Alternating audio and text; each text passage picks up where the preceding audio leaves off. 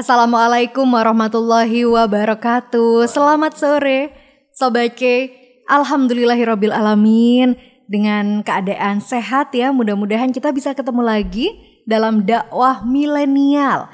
Kali ini obrolan yang menarik sekali karena ada obrolan mengenai masa muda. Masa yang mungkin saat ini sedang kita lalui ya Sobat K. Masa untuk berkarya, jadi jangan sampai disia-siakan. Saya Yunik Elsa tidak sendirian, di samping saya sudah ada Ustadz Hutri. Assalamualaikum Ustadz. Waalaikumsalam warahmatullahi. Kabar baik, sehat Ustadz? Alhamdulillah sehat, semangat. Alhamdulillah. Apalagi kalau jumpa Sobat K ini yang rata-rata anak muda ini. Masya Allah. Iya, Masya Allah Sobat K.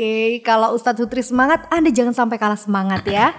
Masa muda nih Ustadz Hutri, kan banyak orang bilang kalau masa muda itu adalah waktunya kita senang-senang. Nanti kalau udah tua baru tobat. Ada yang bilang seperti itu. Tapi sebenarnya Sobat K, masa muda itu adalah waktu kita untuk mempersiapkan masa depan, berkarya dengan hal-hal yang positif, yang lebih bermanfaat. Jadi kita bisa saling menginspirasi sesama anak muda. Bagaimana sih Ustadz kalau Ustadz melihat fenomena anak muda zaman sekarang? Apakah mereka cenderung melakukan hal-hal positif ataukah hal-hal yang sebenarnya dilarang dalam Islam? Silakan Ustadz Hutri. Baik, bismillah, walhamdulillah, salatu wassalamu ala rasulillah, wa ala alihi wa sahbihi wa mawalah amma ba'du.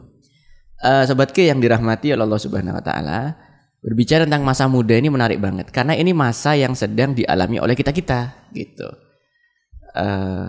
Bahkan dulu itu sempat viral ya lagu itu apa? Masa yang paling indah. Mata ding ya. Bukan masa. Ya. Masa yang paling indah itu adalah masa muda. Bahkan dikatakan bahwasannya masa muda itu bagaikan matahari jam 12 siang. Sampai kita tanya manusia, matahari jam 12 siang itu gimana rasanya? Paling panas, paling membara, paling powerful, paling berenergi. Dan itulah masa muda. Ibaratkan matahari jam 12 siang gitu. Nah, apalagi nih teman-teman semuanya, ada satu fakta yang jarang dikupas, bahwasannya negeri kita tercinta Indonesia di tahun 2020 sampai beberapa tahun kemudiannya, itu negeri kita ini ada dalam satu fase yang namanya bonus demografi. Apa itu bonus demografi? Yakni satu kondisi di mana penduduk usia sebuah negara mayoritasnya adalah usia produktif atau usia muda. Jadi Indonesia ini hari-hari ini, tahun-tahun ini adalah masa bonus demografi. Ketika Eropa, ketika Jepang, di tema sebelumnya udah kita bahas itu minus demografi, Indonesia bonus demografi. Jumlah penduduk produktifnya itu mayoritas dominan. Jumlah anak-anak mudanya banyak. Nah, kalau kata para pakar tuh tsunami milenial. Sampai-sampai temanya pun tema kita pada sore ini dakwah milenial gitu ya. Zaman dulu nggak ada tema kayak gini. Zaman sekarang ada. Itu menunjukkan bahwa faktanya memang Indonesia hari ini banjir anak-anak muda. Coba kita cek deh. Kalau ini kan fakta yang makro ya, yang gede. Nah, sekarang yang dapat kita indra di level kehidupan kita. Kita lihat para guru, para dosen ya, semakin kesini tuh kayak semakin mengalami pemudaan gitu.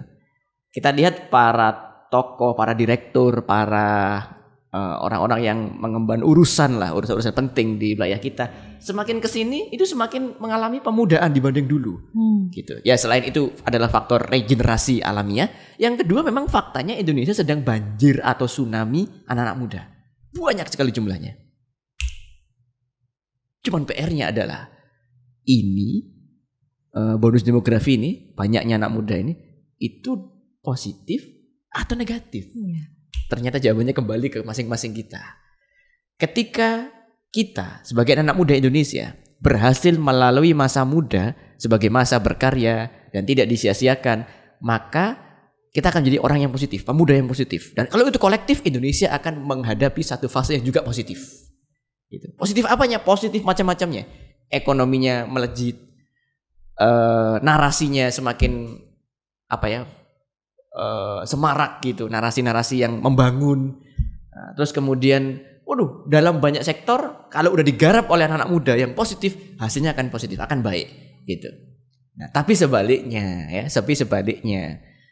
Kalau negatif ya, anak-anak mudanya nggak produktif ya, menyia-nyiakan waktu ya, banyak terjebak bahkan kepada hal-hal yang kriminalitas, tawuran ya, dan sebagainya. Ya itu akan berdampak buruk juga untuk negeri kita tercinta Indonesia. Bahkan saya itu sempat bikin meme itu begini. Ini agak-agak ekstrim untuk menohok pemahaman ini, meme ini. Bunyinya begini. Untuk menghancurkan Indonesia, gak bisa pakai bom, gak bisa.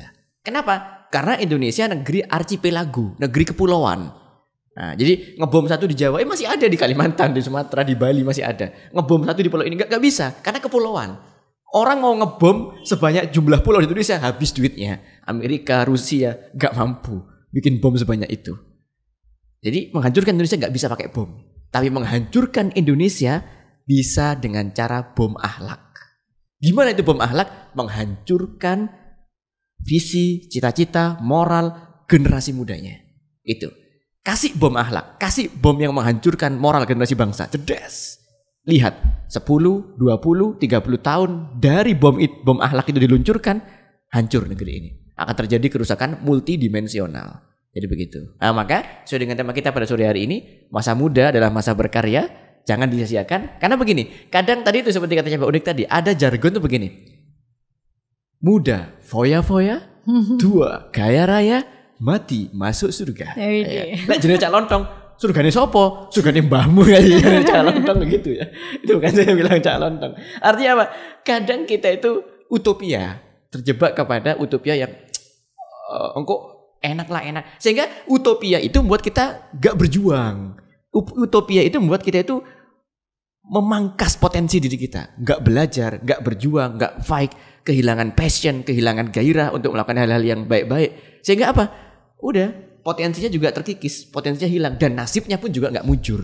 Jangan salahkan nasib, jangan salahkan Allah, jangan salahkan takdir.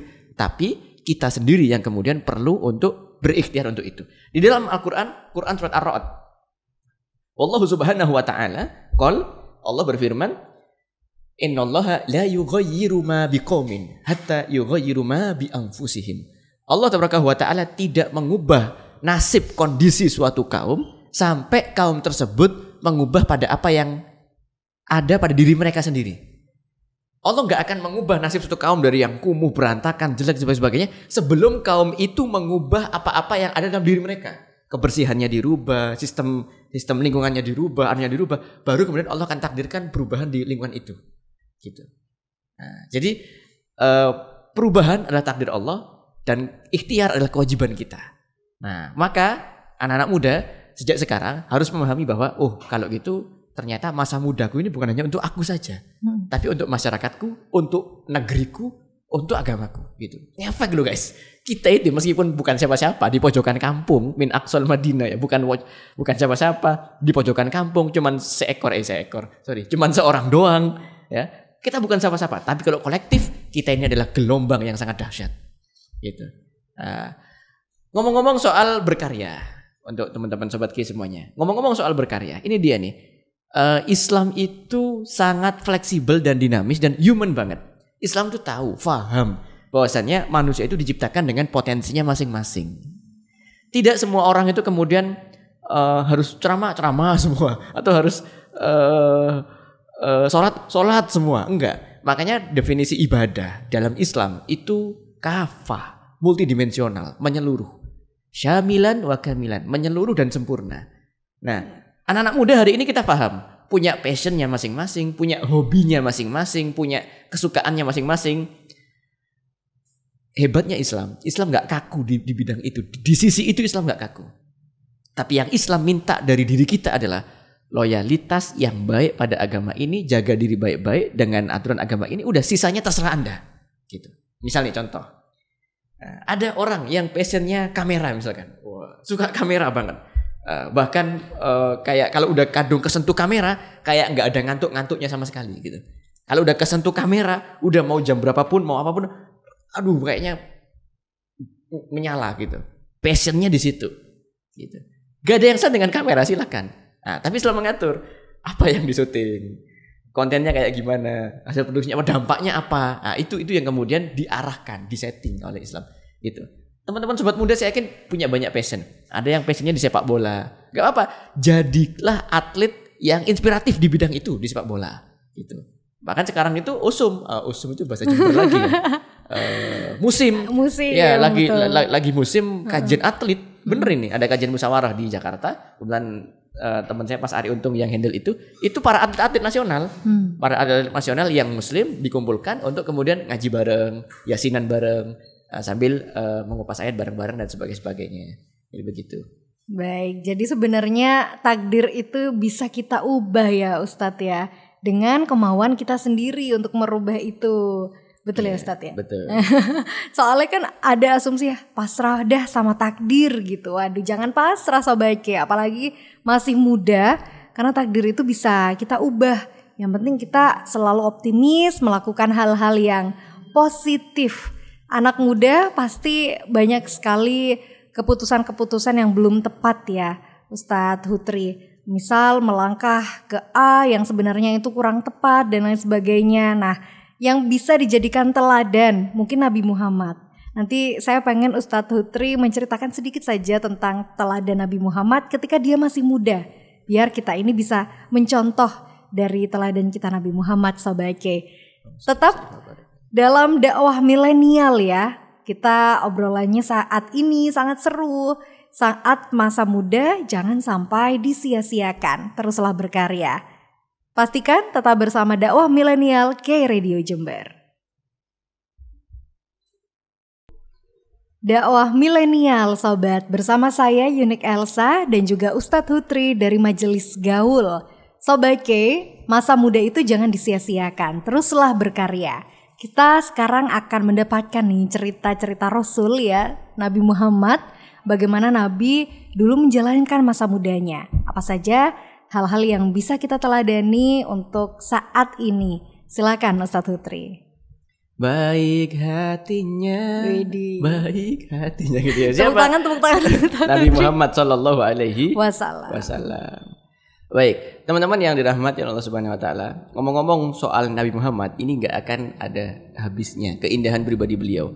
Bahkan dikatakan oleh Imamul Haddad, seandainya seluruh pena digunakan untuk menulis inspirasi dari kehidupan Nabi Muhammad, pena dunia tidak akan cukup.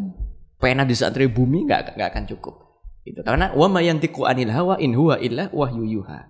Itu kan seluruhnya dari kehidupan Nabi Muhammad adalah wahyu dari Allah. Baik itu tindakannya, ucapannya, pendiamannya bahkan dan sebagainya. Ditambah lagi, ini yang aku bukan cuman yang mengakui, ini bukan hanya dari kalangan kaum muslimin. Kalau orang Islam, oh ya iyalah, nabinya orang Islam, jelas aja dibagus-bagusin. Oh enggak, Michael H. Hart, salah seorang pakar sejarah dari agamanya Kristen Maronit dia Kristen aliran Maronit. Dalam salah satu artikel internasional yang ilmiah yang dipublis secara internasional, The 100 Most Influential Person During the History, 100 tokoh paling berpengaruh sepanjang sejarah, dia meletakkan tokoh nomor 1 itu Nabi Muhammad SAW. Kenapa? Karena dalam kacamatanya dia yang bukan muslim ya, Michael H. Hart ini, dia melihat influence Nabi Muhammad ini, inspirasi Nabi Muhammad, pengaruh Nabi Muhammad ini both on secular life or religion's life. Itu ngefek ke kehidupan sekuler, maksudnya Hart ini adalah kehidupan bisnis, kehidupan politik, kehidupan pendidikan, kehidupan sosial, kehidupan hiburan bahkan ngefek guys. Sampai sebegitu ngefeknya. Atau paling gampangnya dilihatlah hari ini ya. Orang meskipun di Amerika kalau lihat orang pakai gamis, bersurban, memang belum tentu Islam sih, tapi image yang tergambar dalam bayangannya itu apa? Islam. Udah gitu. Ya meskipun nanti itu ada ilmunya sendiri, bahwasanya pakaian itu bagian dari Madaniyah. Nah, tapi sampai sedahsyat itu pengaruhnya. Nah, itu yang dilihat Michael A. Hart gitu. Nah, maupun dalam bidang religi, dalam keagamaan, jangan ditanya. Shollu kama ra'aitumuni usolli. Orang Islam ini bahkan gak sholat kecuali sholatnya itu ngikut sebagaimana yang kita lihat, yang para sahabat lihat di zaman itu dari sholatnya Nabi Muhammad SAW. Sampai sebegitu dahsyat pengaruhnya. Gak berani kita bikin gerakan yang kayak gimana, yang baru-baru gitu ya, gerakan yang aneh-aneh. Gak berani. Semua gerakan kita based on ya, berdasarkan riwayat yang nyambung sebagaimana Nabi Muhammad SAW sholat. Dalam hal religi gak tertandingi. Dalam hal kehidupan umum juga nggak tertandingi. Ini diakui oleh orang muslim maupun orang non muslim. Nah sekarang terus masa mudanya gimana sih? Masa mudanya Nabi Muhammad SAW itu kayak gimana? Nabiyuna Muhammadun qad ursila lil alamina rahmatan wa fudila abuhu Abdullahi Abdul Muthalib wa Hashimun abdi manafi yantasib dan seterusnya. Itu Aqidatul Awam sehari nggak habis itu ya. Nadoman tentang kepribadian Nabi Muhammad. Dan di situ dijelaskan bahwasanya Nabi Muhammad SAW menikah di umur 25 tahun, mendapatkan wahyu di usia 40 tahun dan wafat di usia 63 tahun dan sebagainya. Di situ detail disebutkan siapa istri-istrinya, siapa anak-anaknya, siapa pamannya, siapa paklik bukliknya, dan bagaimana menjalani kehidupannya dan sebagainya. Ini bisa dicek Aqidatul Awam li Syekh Ahmad Al-Marzuqi. Nah, itu di pondok-pondok pasti dipelajari. Nah, di situ tergambar bahwasanya satu, Nabi Muhammad ini adalah pemuda yang produktif. Bayangkan, sejak masih muda itu dibiasakan memelihara kambing. Angon wedhus lek jeneng wong Jawa. Tapi itu bukan hal yang hina, justru yang mulia. Tidaklah aku lihat para nabi. Ini dalam satu hadis dikatakan, tidaklah aku melihat para nabi itu melainkan mereka itu mengembala kambing. Karena kambing ini tamtsil, perumpamaan, isyarah, ibarat kambing ini adalah umat manusia. Tapi kita tidak menyamakan dengan kambing-kambing tersesat ya. Wow, beda. Enggak, ini ibarat. Kan itu butuh manajemen. Iya. Ben gak ucul ya opo. Ben mangane tertib, teratur, waktunya berjemur kapan, waktunya masuk kandang kapan, waktunya ini. Nah, itu nomenklatur aja. Bagaimana memanajemen manusia. Leadership. Gampangannya itu ilmu leadership gitu. Nah, sejak masih muda Nabi Muhammad gak mager, guys. Waduh. Gak mager, tapi sudah terbiasa dengan mengembala kambing. Gitu. Sehingga di situ beliau belajar tentang manajemen, belajar leadership, belajar menghandle urusan-urusan dan sebagainya. Nanti deh mungkin kalau ada tema tentang kuliner bisa dimasukkan bab kambing. Kambing itu juga unik loh, ternyata dia itu punya psikologi mood-moodnya dia itu, kambing itu mirip-mirip kayak manusia gitu. Dia bisa marah juga, dia bisa marah, bisa ngambul, lek jeneng Jawa, nesu dan sebagainya. Jadi mengembala kambing maknanya itu adalah learning leadership, belajar tentang kepemimpinan gitu. Itu Nabi Muhammad sejak masih muda, bayangkan. Sejak sebelum menikah, sejak masih jomblo gitu. Yang kedua ini dia nih. Bahkan sebelum muda, masih kecil, Nabi Muhammad terbiasa dan strong di dalam kehidupan yang prihatin. Ingat, kita tahu ayahnya beliau Abdullah bin Abdul Muthalib wafat sebelum beliau lahir. Terus kemudian beliau lahir, tidak lama kemudian sang ibunda yakni Aminatuz Zuhriyah, Aminah dari Bani Zuhra, Sayyidah Aminah dari kabilah Zuhra, itu meninggal. Kemudian beliau diasuh oleh kakeknya Abdul Muthalib. Gak lama setelah itu kakeknya beliau meninggal. Coba misal itu dialami oleh ente, guys, ya. Kayaknya ente bakal guling-guling itu. Tuhan, kenapa ini terjadi dalam hidupku gitu ya. Betul. Kayak gitu banget. Kayak mewek gitu. Gitu ya. Jadi Nabi Muhammad strong di tengah kehidupan yang prihatin. Lalu kemudian Abdul Muthalib masih agak mending, berkemampuan yang cukup kuat. Karena Abdul Muthalib meninggal, beliau diasuh oleh salah satu paman beliau yang kebetulan secara kemampuan finansial pas-pasan banget. Siapa? Abu Thalib. Coba bayangkan.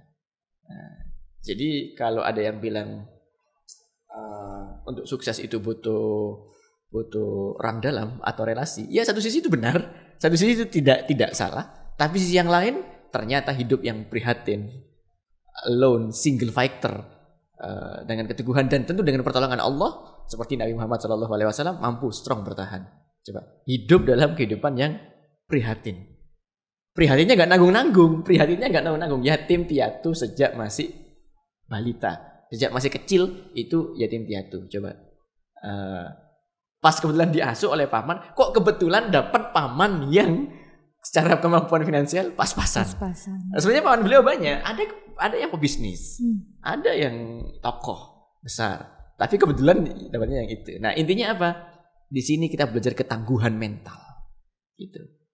senggol dikit kena mental. Kalau anak zaman sekarang, senggol dikit kena mental. Ada tantangan dikit nyerah. Terus kemudian sedih dikit tinggal dan sebagainya. Fighting spiritnya menjadi lemah. Nah, kita tiru Nabi Muhammad. Sejak masih kecil terbiasa dengan hidup prihatin dan beliau strong, bertahan dengan ketangguhan mental dan tentu dengan pertolongan dari Allah Subhanahu wa Ta'ala. Jadi begitu sekilas masa mudanya Nabi Muhammad. Itu Sobat K, ada leadership, produktif, strong, dan ketangguhan mental. Jangan suka mager ya Sobat K. Biasanya kan anak muda termasuk saya ya Ustadz, kalau sudah di rumah itu kerjaannya berjam-jam bisa rebahan di atas kasur sambil scroll-scroll medsos. Mudah-mudahan setelah dakwah milenial ini kita bisa merubah kebiasaan itu Ustadz untuk lebih produktif lagi seperti Nabi Muhammad. Amin, amin. Amin. Nanti dibantah sama Sobat K. Gimana? Kak, tapi saya produktif loh Kak. Di depan medsos, saya produktif loh gitu. Yang olahraga jarinya gitu ya, yang sehat jarinya. Tapi itu pun secara uslub ya, secara teknis masih bisa digunakan, dibikin smart, lebih produktif dengan cara mungkin bisnis online, pakai medsos, mungkin konten-konten yang inspiratif, life hacks, ngasih orang tips-tips yang bermanfaat dan sebagainya. Itu masih bisa. Masih bisa ya Sobat K. Nah di jalur WhatsApp K Radio Jember, Ustadz Hutri ini sudah ada beberapa Sobat K yang menyapa dan mengirimkan pertanyaan. Salah satunya ada dari Sobat Soleh, bertanya fenomena manusia silver dan musisi angklung di jalanan sekitar lampu merah sekitar Jember ini lagi banyak ya Ustadz, dan banyak yang anak muda. Gimana nih Ustadz pandangan tentang hal itu dalam Islam? Apakah akan tercipta generasi yang suka minta-minta? Padahal juga sebelumnya kan manusia silver ini hukumnya diharamkan ya Ustadz kalau nggak salah. Tapi ternyata masih banyak, terutama di Jember. Silakan Ustadz Hutri. Baik, jadi begini. Dalam konteks ini, karena ini persoalan faktual yang cabang sekali, saya tidak berani mengklaim pendapat saya mutlak pendapat Islam. Enggak, tapi pendapat saya yang dipengaruhi atau mungkin diwarnai dengan ilmu-ilmu Islam gitu. Artinya apa? Nanti ketika Sobat K jumpai ada ustadz lain yang mungkin, loh kok pendapatnya beda sama Ustadz Hutri? Nggak apa-apa gitu, nggak apa-apa. Ini yang akan saya sampaikan ini pendapat subjektif saya berdasarkan ilmu-ilmu Islam yang udah saya pelajari. Nanti kalau jumpa dengan ustadz lain atau guru lain yang kemudian, loh kok pendapatnya agak beda? Nggak apa-apa ya, nggak apa-apa, itu mah biasa aja, wales. Jadi begini, satu sisi itu passion teman-teman pemuda-pemuda yang mungkin suka musik ya, angklung dan sebagainya, yang kemudian dicoba hiring komersialisasi. Biar kita hobi tapi sekaligus dapat duit, gimana ya caranya? Oh gampang, ngamen pinggir jalan ya sambil angklungan set sambil nanti lama-lama lihat, loh kok angklungan laris yo? Kayaknya kita perlu juga memikirkan sesuatu yang unik. Mungkin jadi orang beda lihat, beda orang ya, beda operator nih kayaknya lihat. Apa ya? Oh belum ada itu manusia silver. Itu kan koyo musuhnya Fantastic Four gitu. Musuhnya Fantastic Four kan manusia silver. Itu belum ada itu. Ya meskipun kita nggak pakai skateboardannya ya, tapi paling nggak manusianya silver dan sebagainya. Saya baca itu artikelnya, sebagian ulama mengharamkan. Saya juga paham dan baca itu. Kenapa poin-poin pengharamannya di mana? Satu, masalah aurat. Aurat laki-laki kan besar sampai lutut ya. Kemudian yang kedua itu terkait dengan kamtipmas. Itu yang kemudian sebagian dari masyarakat, sebagian ya, tidak mengatakan keseluruhan, itu terganggu dan sebagainya gitu. Itu subjektif sekali. Nah, izinkan saya menyampaikan apa yang saya pahami, dan ini tidak mutlak pendapat Islam, tapi ini gini, kalau saya fair-fairan aja. Kalau satu kita pahami bahwa pendapat itu adalah mengandung ikhtilaf, kita akan sampaikan ini ikhtilaf. Kalau itu inhiraf, ini udah yang maklumun minadin bidorurah, kayak masalah sholat, masalah puasa bulan Ramadan. Ya kita gak boleh garam melonggar, harus tegas gitu. Sholat wajib, puasa Ramadan wajib, gak ada pendapat lain, jangan macam-macam bikin pendapat lain gitu. Nah, tapi kalau yang itu memang multidimensional, jangan paksakan kehendak, jangan paksakan pendapat. Kalau saya melihatnya lebih kepada effort ya.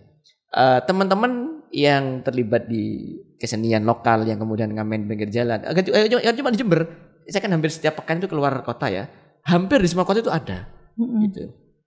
Dan juga manusia silver ya, yang juga jadi kontroversi belakangan ini dan sebagainya. Satu effortnya ada, masya Allah ya. panas-panasan, terus kemudian sampai pakai cat kayak pakai gitu ya cat. Ustadz. Saya juga bayangin, aduh itu ngecatnya ya opo, sak rambut-rambutnya, sak bibir-bibirnya, sak anu-anunya, waduh ya apa ya dan sebagainya. Gitu. Satu sisi kita effortnya luar biasa ini sebagainya. Tapi sisi yang lain, mohon maaf, kalau ada bidang lain yang lebih produktif, kalau ada bidang lain yang lebih cocok, lebih pas, hendaknya kita, apalagi sebagai edukator, sebagai inspirator, harus menginspirasikan hal yang lebih baik lagi, gitu. Kenapa? Karena kan kita milih bisnis atau penghasilan atau apa produktif yang meminimalisir mudorot, gitu kan. Nah, kalau seperti itu masih ada mudorotnya, effortnya oke, tapi kok mudorot? Nah, cari hal yang lebih positif, yang lebih maslahat lawan kata dari mudorot. Kalau mudorot tadi itu hal-hal yang merugikan, kontroversi, buat orang like and dislike dan sebagainya, diganti ke maslahat yang menguntungkan bagi dirinya, masyarakatnya, dan semuanya. Apakah ada? Ada, bisa. Cuma tinggal nemu ritmenya aja. Nah, makanya kita dorong mungkin para content creator atau para pemikir-pemikir atau juga para pemerintah, bapak-bapak di pemerintah untuk mengkonsep ini. Nah, kayak gimana ini anak-anak muda kita ini, anak-anak muda kita effortnya oke lah, rela panas-panasan, rela ini dan sebagainya, udah berusaha. Tapi gimana caranya dipikir, dibimbing yang lebih produktif? Entah itu jualan online, entah itu ada balai diklat BLK, balai latihan kerja, atau mungkin apa dan sebagainya. Harus kreatif, harus bikin program-program terus gitu. Makanya saya sering bilang ke teman-teman di pemerintahan, baik itu di DPR maupun di eksekutifnya, dimanapun tempat, gak cuma di Jember, di Bali, di Kalimantan Selatan juga, kita bilang kalau udah duduk di pemerintahan tidak mikirin diri sendiri, tapi juga mikirin kaumnya, juga mikirin rakyatnya, termasuk berpikir kreatif. Gimana caranya rakyatku biar bisa lebih maslahat, biar lebih produktif lagi dan sebagainya, karena bisa eksekusi. Ustadz menasihati, membimbing, mengarahkan. Kalau kerjasama ini sinergis, ajib, bisa tersolusi insya Allah. Insya Allah Sobat K. Nah yang saya tangkap dari Ustadz Hutri barusan ini Sobat, untuk Anda yang masih muda, carilah pekerjaan yang lebih banyak maslahatnya ya Ustadz daripada yang banyak merugikannya. Tetap semangat ya Sobat K, masa muda Anda manfaatkan dengan sebaik mungkin, jangan sampai disia-siakan. Dakwah milenial akan kembali hadir sesaat lagi, tetap bersama K Radio Jember. Terima kasih Sobat K untuk Anda yang setia bersama K Radio Jember 102,9 FM dan juga di website k-radiojember.com. Kali ini masih dalam dakwah milenial, Anda menyimak tema yang sangat menarik ya Sobat K, masa muda, masa berkarya, jangan disia-siakan. Bersama Ustadz Hutri dari Majelis Gaul, ada pertanyaan yang masuk lagi dari Sobat K nih Ustadz. Bertanya bagaimana sih cara menemukan passion?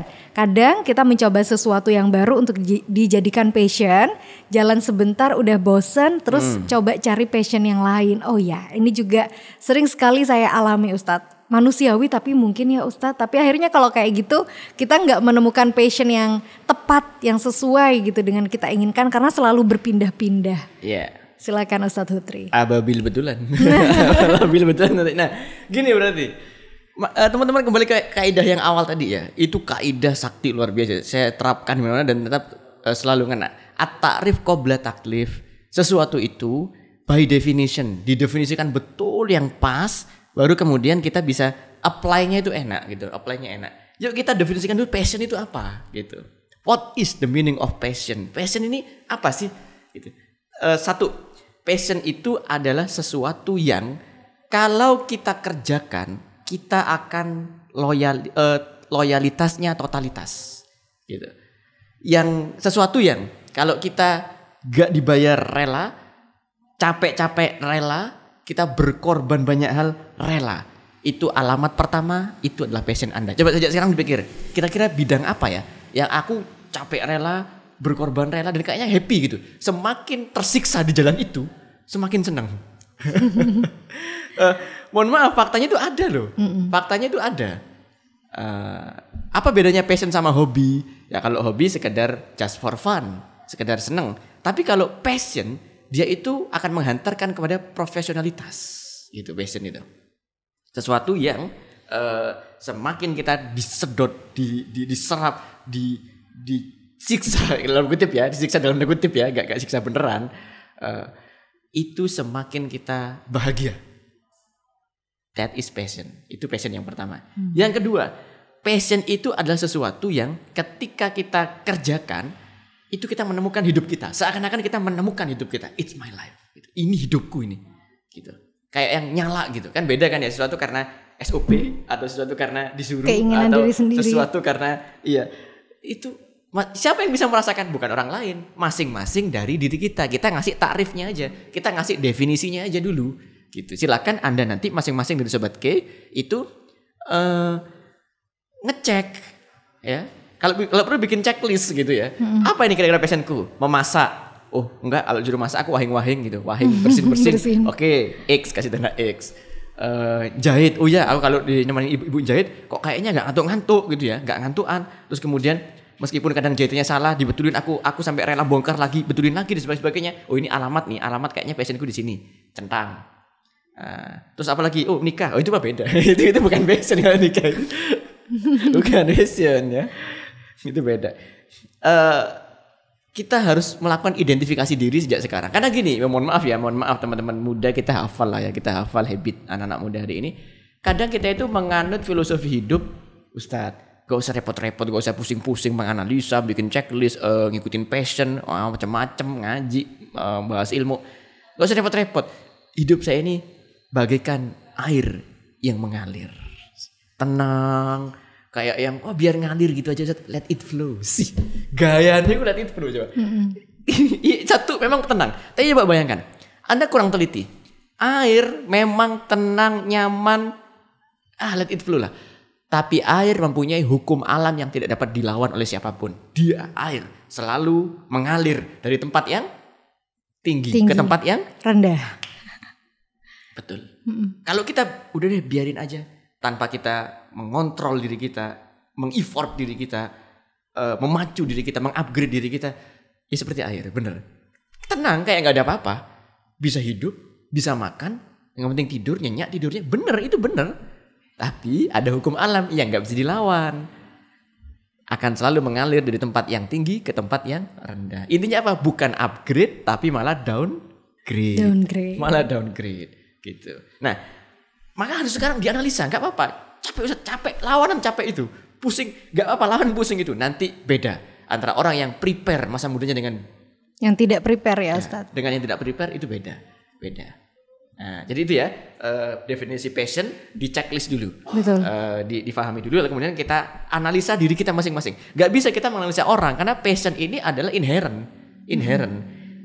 Beda dengan sesuatu yang sifatnya mungkin seperti fashion, seperti sesuatu yang sifatnya dohir, luaran lah ya. Kita bisa nilai orang. Nah, tapi kalau inherent nggak bisa. Yang bisa nilai masing-masing kita. Oh, aku passionate di bidang ini. Oh, aku nggak cocok di bidang ini sebagainya.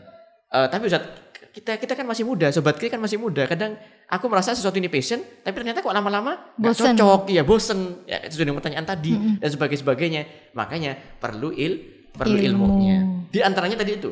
Sesuatu yang semakin kita tersiksa di jalannya, itu berarti passion kita.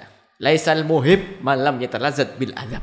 Bukanlah seorang pencinta sejati, bukan seorang pejuang sejati, bukan seorang yang passionnya asli sebelum dia merasakan penderitaan di atas yang dia itu passionnya itu di situ. Bukanlah seorang pencinta sejati sebelum ia tersiksa di jalan yang ia cintai. Gitu. Contoh ya.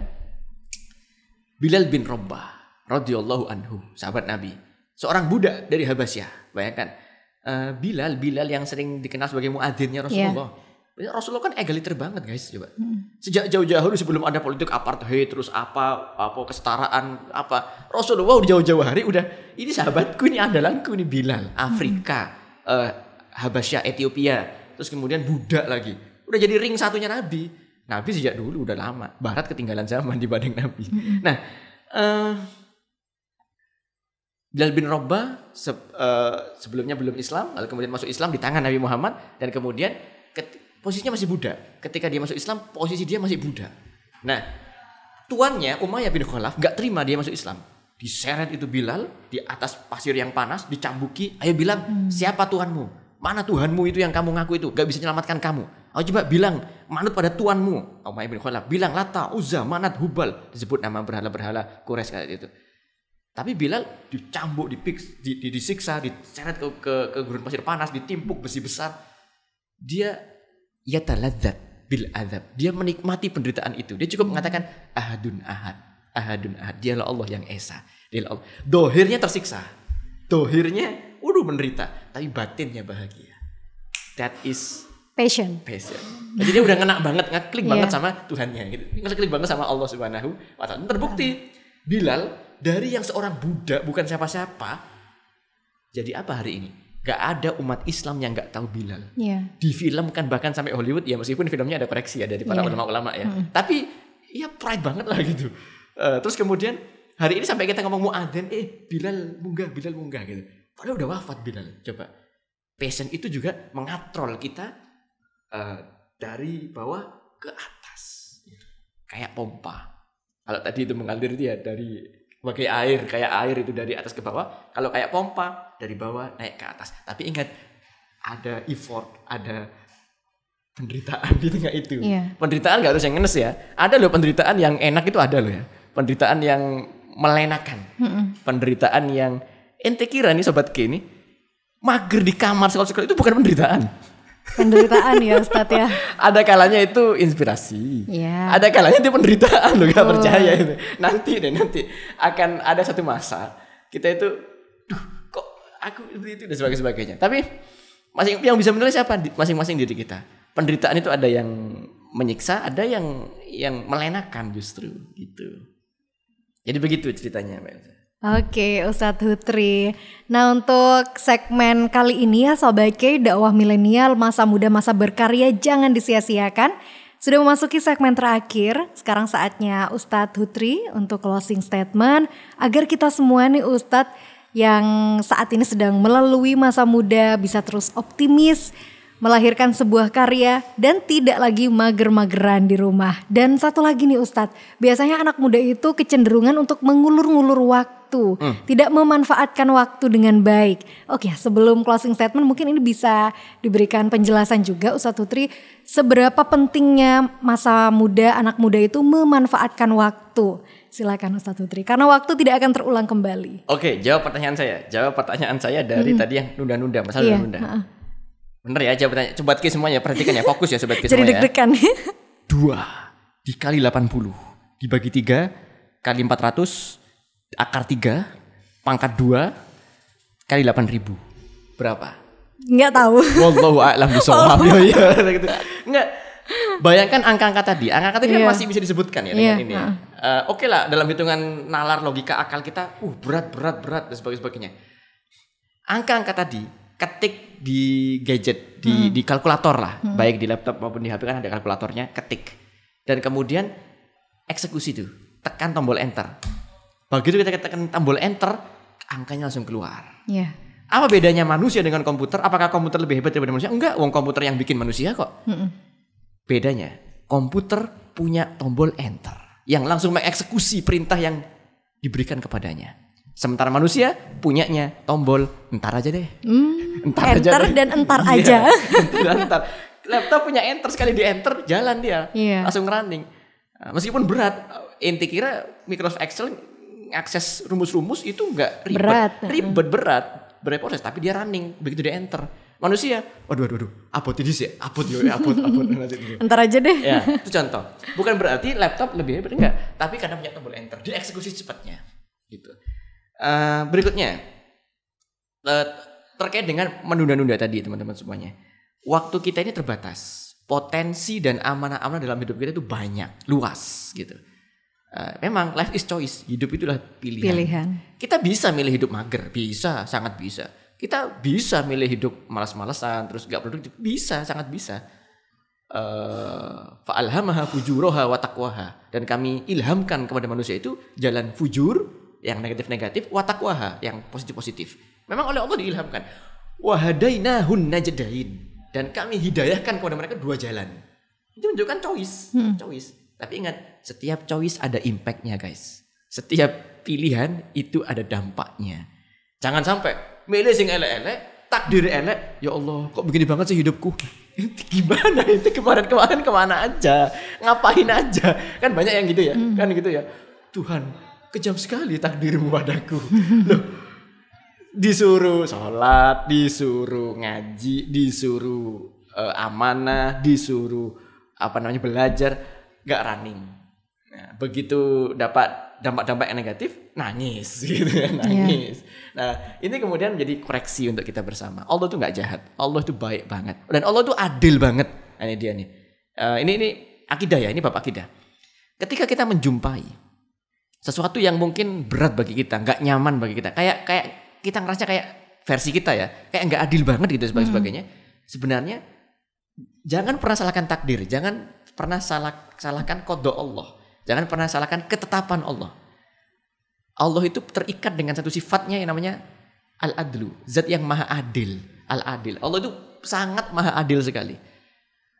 Allah maha pengampun kepada hamba-hamba yang layak diampuni.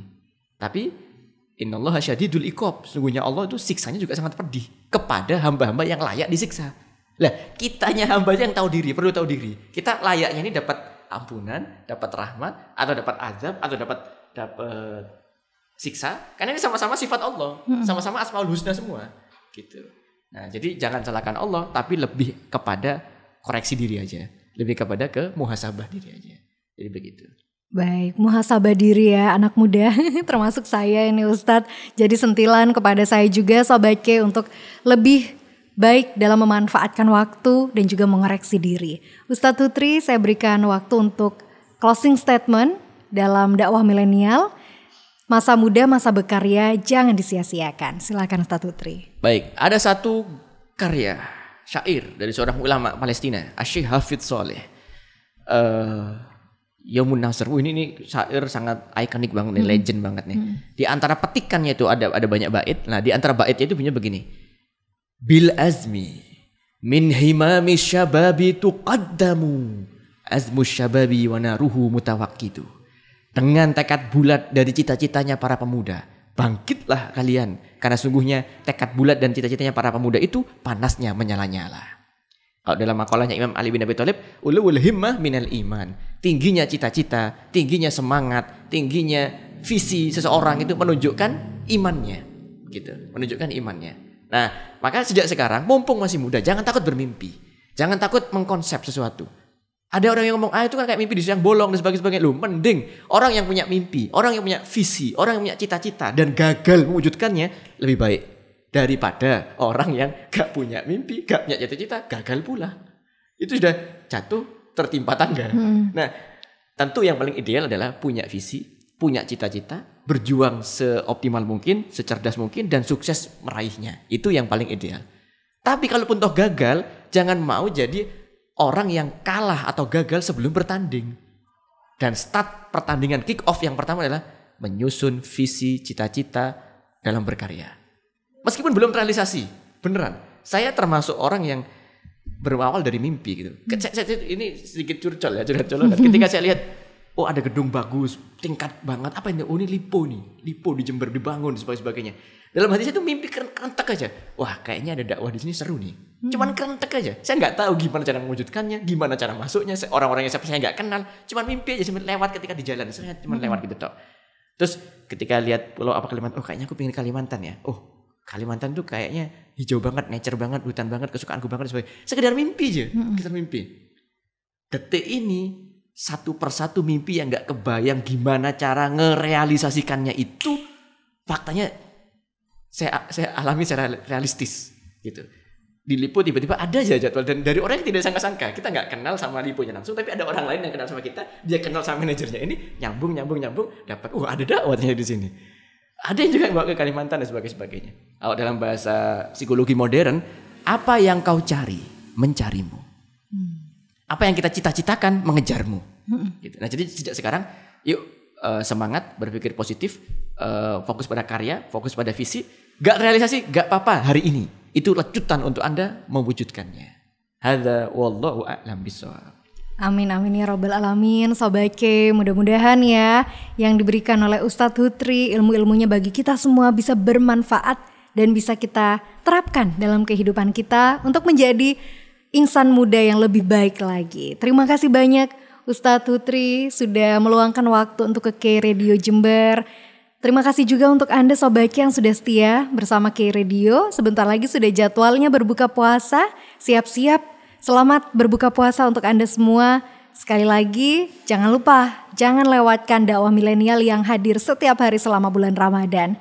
Sekian untuk hari ini, sampai jumpa. Wassalamualaikum warahmatullahi wabarakatuh.